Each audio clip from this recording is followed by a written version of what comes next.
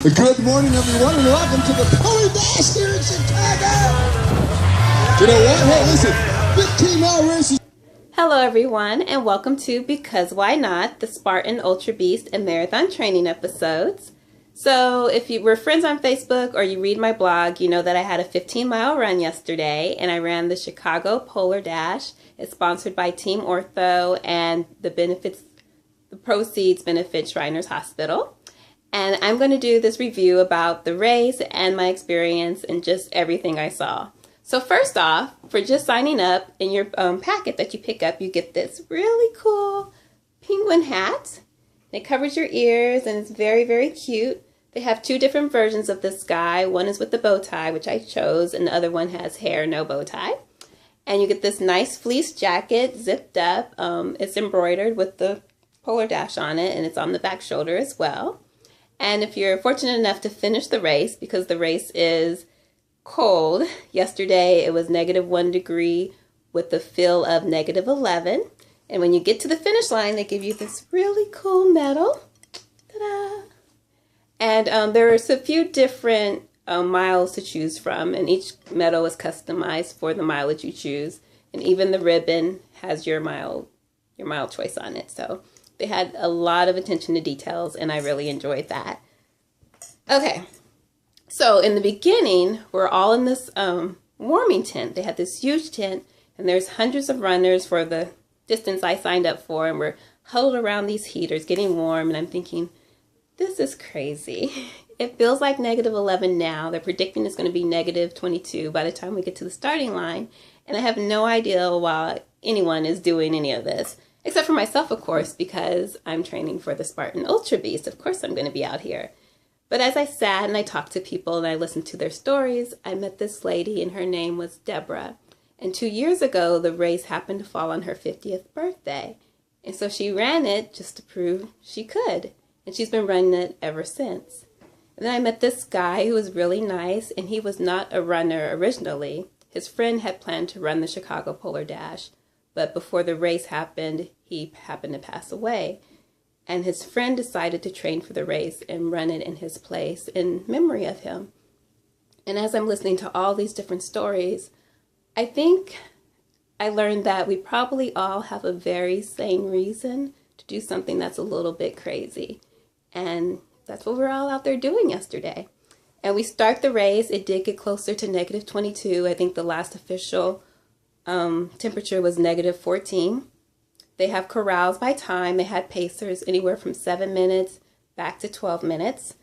And then the race began. Let's see. It snowed the night before a little bit. Everything was plowed and salted, no problem. Chicago's known for being flat. I feel like they found every little hill possible. We ran south from Grant Park. I want to say 63rd was the 7.5 mile mark, and then we turned back. And it just added this extra challenge that was refreshing and nice. Oh, if you know me, I run with my Osprey pack every Saturday. I have been doing that, the one I reviewed, and I had it with me. And then I was not thinking that, oh, it is -something degrees outside. So my water was actually ice. Really quickly, never got to use it. My energy bars were hard as rock, and this is the first time I've ever had to worry about how well a race supplied aid stations. So I'm running and I'm hoping. And I don't remember how many aid stations they had, but they did a great job. I felt like anytime I was thirsty, an aid station was coming up. It was out and back, so everything we passed on the way out, they were still stocked on the way back. They had Powerade, water, and gels. And it was just perfect. I really enjoyed that. All the volunteers were really, really nice. They cheered you on. They were helpful. The racers themselves were encouraging. And yeah, I did have to battle some negative thinking within myself. I've never ran 15 miles before. A lot of these distances over 13 is new to me, even building up to 13. I haven't done that in over 5 years, so it was a challenge, and the cold didn't help any. But again, I ran alongside some very encouraging people. I ended up finishing in 2 hours, 37 minutes, and 39 seconds, which for the cold, I was actually really, really pleased with. Okay, so everything was great. There was one little hiccup at the end.